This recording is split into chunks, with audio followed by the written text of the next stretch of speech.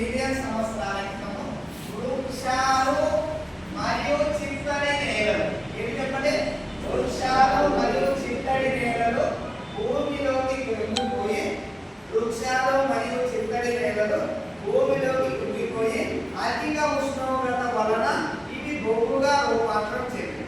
చెప్పండి, ఎలా రూపాంతరం చెందింది?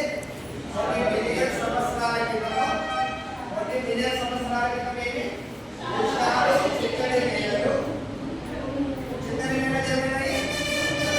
భూమిలోకి కుంగిపోయి ఎలా ఏర్పడ్డాయి? అంటే భూమిలో ఉష్ణోగ్రత ఎలా ఉంటుంది? ఎక్కువగా ఉంటుంది కదా, దానివల్ల బొగ్గుగా ఏర్పడ్డాయి. అందుకే బొగ్గులు ఏమంటారంటే సూర్యరశ్మి అంటారు. నానానం చేయబడిన సూర్యరశ్మి అంటారు. చూడండి, బొగ్గు పెట్టుకోండి. నానానం చేయబడిన సూర్యరశ్మి అని దేన్ని అంటారు? ఏదో ఒక కారణం చేయబడిన సూర్యరశ్మి అంటారు. దీన్ని ఎందుకంటారు? బొగ్గు భూమిలోకి వెళ్ళిపోయి ఆ ఉష్ణోగ్రత ఏమైంది? అది ఏ భూమిలో వృక్షాలు చిన్నవి నేలలే బొగ్గు.